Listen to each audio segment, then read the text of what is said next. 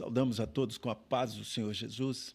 Estamos aqui para mais um episódio do programa O Chamado do Servo. E vamos trabalhar hoje na experiência de Neemias, né, como Deus o chamou para a realização de uma grande obra. E os companheiros aqui à mesa, a paz do Senhor. A paz do Senhor. Amém. Sejam todos bem-vindos. Bom, vamos ler o texto da Bíblia, que está em Neemias, capítulo 1, versículo 11, que diz assim: Ah, Senhor, estejam, pois, atentos os teus ouvidos à oração do teu servo e à oração dos teus servos que desejam temer o teu nome. E faze prosperar hoje o teu servo e dá-lhe graça perante este homem. Então era eu copeiro do rei. Glória a Deus.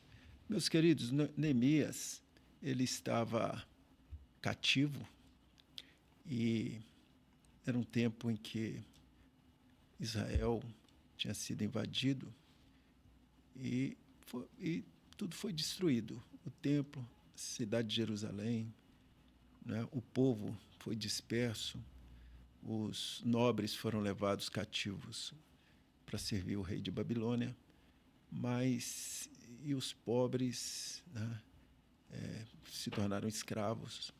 Foi uma situação desoladora, muito triste, muito difícil. Talvez, quando nós lemos a história de Israel, talvez esse aqui tenha sido o tempo mais doloroso para o povo de Israel. Foi uma situação muito difícil. E tudo isso porque houve um distanciamento do homem, do servo de Deus, da presença do seu Deus.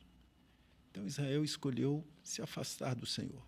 E quando o homem se afasta de Deus, ele perde a proteção. Inclusive tem um texto que Jesus citou que quando a casa está, o homem é restaurado, então a casa fica limpa.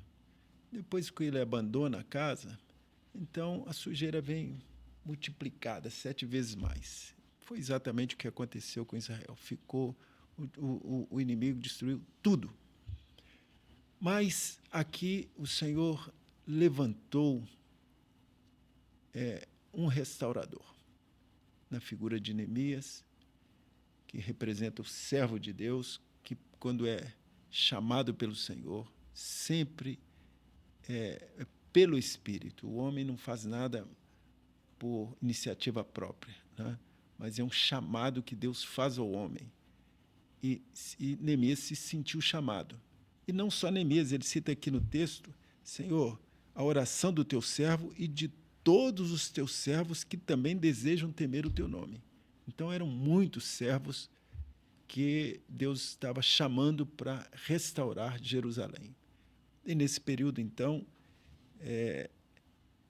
Neemias se apresenta diante do rei, sendo ele apenas copeiro, né? Ele não tinha esse direito de se apresentar ao rei como copeiro, ele correu muito risco, mas ele creu que Deus estaria com ele, e Deus foi com ele, e o rei deu cartas para que ele pudesse voltar a Jerusalém e restabelecer a cidade. Louvado seja o Senhor.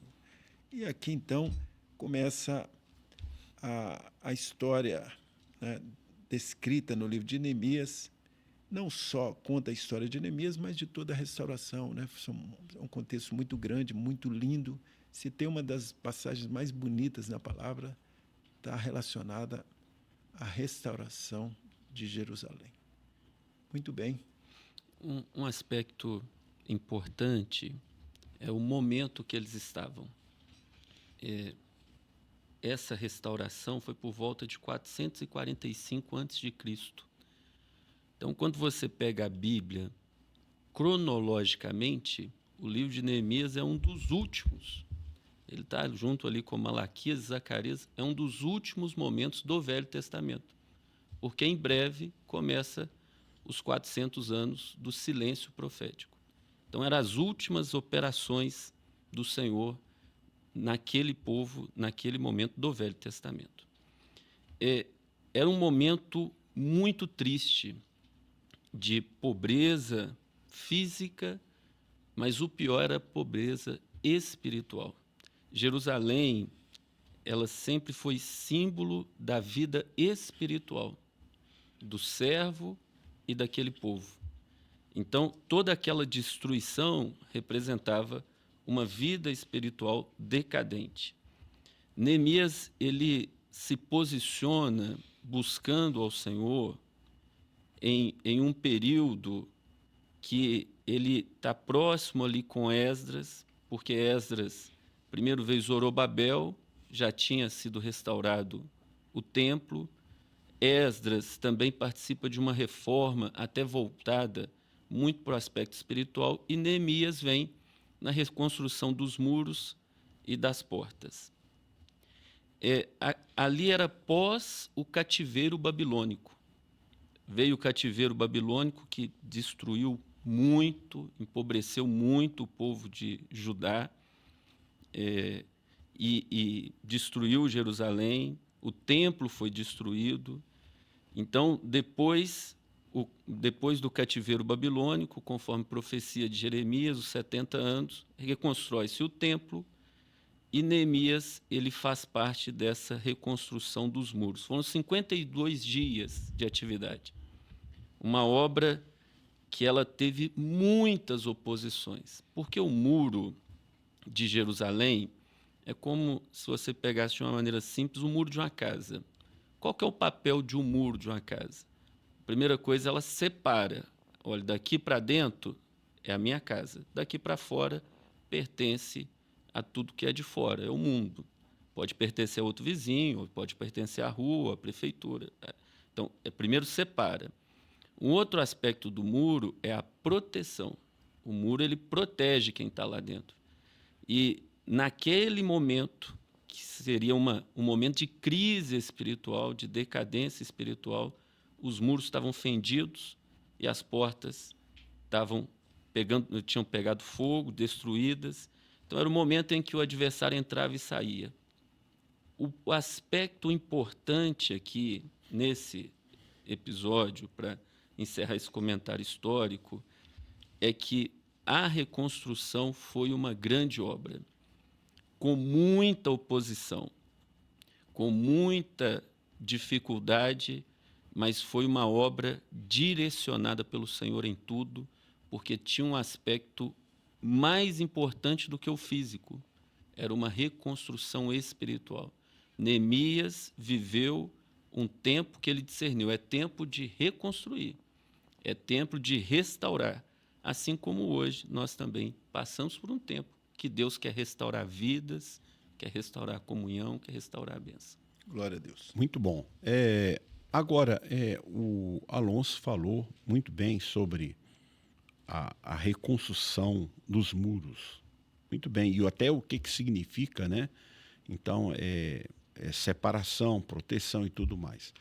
Mas a grande pergunta que fica é o seguinte: traduzindo para a nossa vida espiritual, o que significa a muralha, o muro ali de Jerusalém?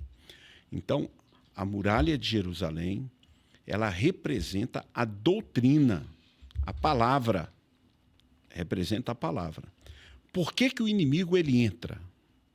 Às vezes, na vida de um servo, né?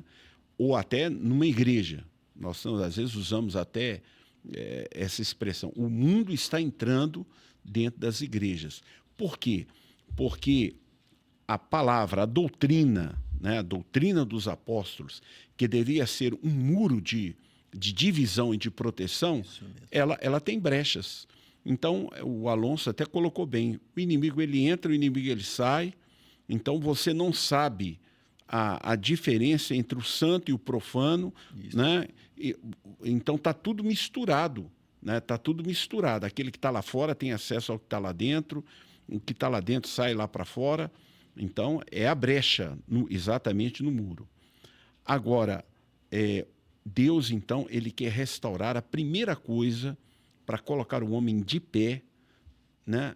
Deus quer restaurar é a vida espiritual. Então, restaurar a palavra, restaurar a doutrina. Então, é um homem que se firma novamente na presença de Deus. Nós até falamos sobre o chamado servo, ato e processo. Mas eu creio que hoje nós vamos falar até para desviados, né? Aquela pessoa que um dia recebeu a bênção de Deus, por algum motivo saiu da igreja, a sua vida virou uma ruína, como Israel nos dias de Neemias, né? Os muros caídos, portas queimadas a fogo, povo em pobreza, e a pobreza espiritual, a miséria espiritual. Mas acontece o seguinte: Deus está querendo restaurar a sua vida, como restaurou ali a muralha de Jerusalém. Deus quer restaurar também a sua vida, e junto com a sua vida espiritual, então Deus vai restaurar o seu casamento, a sua saúde, Deus vai restaurar todas as coisas. O Alonso pontuou bem, houve muitas oposições. Digamos, as táticas do inimigo, elas são muito bem conhecidas. Ameaças, né? Agressões, então, mentiras.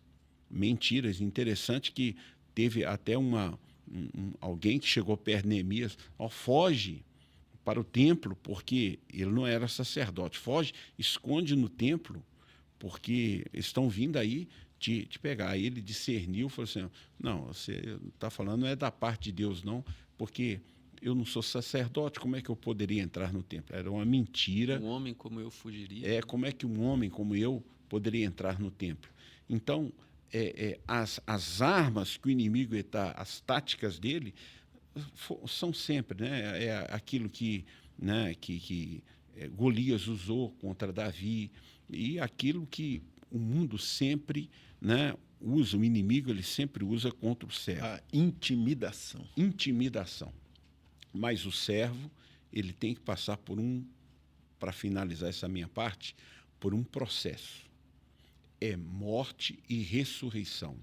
Quando Neemias, é muito simbólico isso, quando Neemias chegou em Jerusalém e ficou 3 dias andando ali e não disse a ninguém, somente ao 3º dia ele declarou ali a sua missão.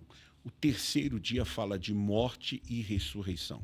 Então, você quer vir para a presença de Deus, você tem que morrer para o mundo, você tem que nascer para Deus. Você quer voltar à sua vida espiritual, você tem que passar por morte e ressurreição. Você tem que morrer novamente para o mundo e voltar para a presença de Deus. Glória a Deus. Amém. Glória a Jesus. Muito bom. Aspecto aqui também interessante, né? Que em toda obra de restauração, em todo o serviço, eles não abriram mão das armas. Todo o serviço, ferramenta numa mão e a arma na outra. Eu estou trabalhando aqui, estou restaurando, estou buscando isso, estou servindo, mas sem abrir mão das armas. E as armas falam exatamente dos recursos da graça, que é a oração, que é o jejum, a madrugada, a palavra, o louvor.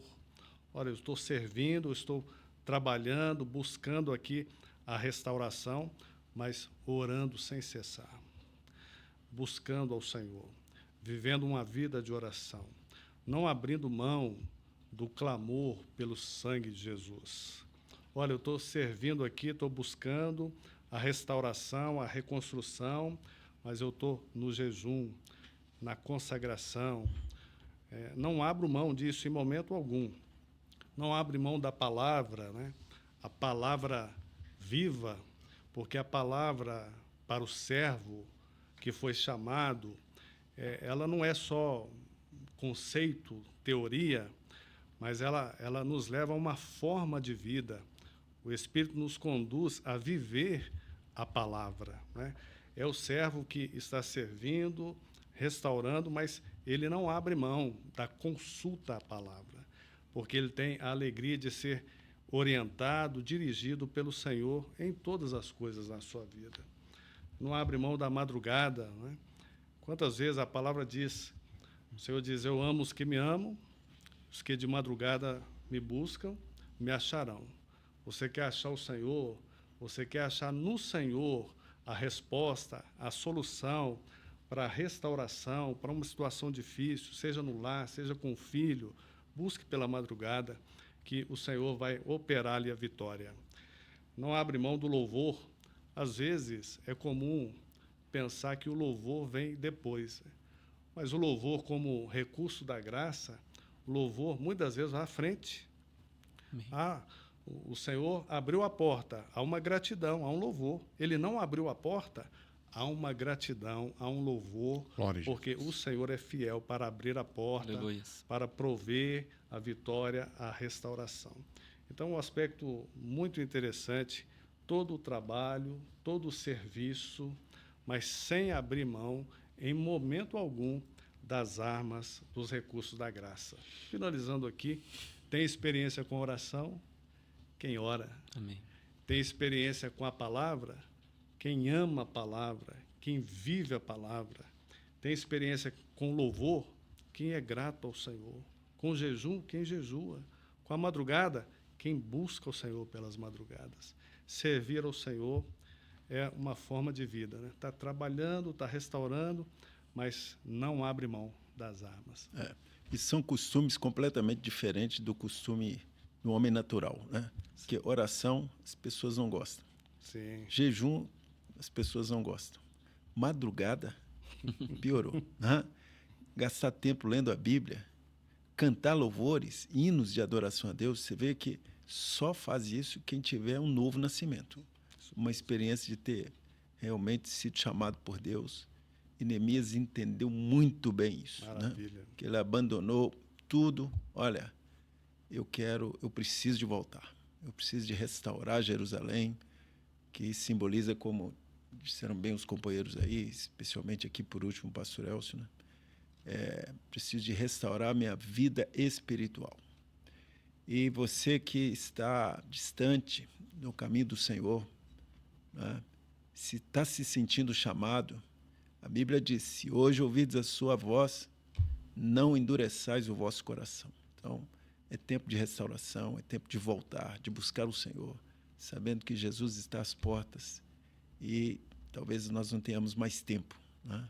Depois desse tempo da restauração, conforme disse o pastor Alonso, né, veio logo o período interbíblico e não teve mais tempo para nada. E aí já veio o Novo Testamento e o tempo de restaurar passou. Ou restauramos hoje, ou amanhã pode ser tarde. Né? É uma oportunidade que Deus nos dá. Inclusive, o pastor Gedeuti dizia muito, né, pastor Elcio, companheiros, a obra é uma oportunidade ao homem, não é outra coisa senão uma oportunidade que Deus nos dá. Amém. De ter a nossa vida trabalhada por Ele, cuidada por Ele. Né? Glória a Deus por isso. Com isso, chegamos ao final de mais um episódio, né, do programa O Chamado do Servo. Despedimos dos companheiros aqui à mesa. A paz do Senhor. Paz do Paz do Senhor. Senhor. Amém. E até o próximo episódio.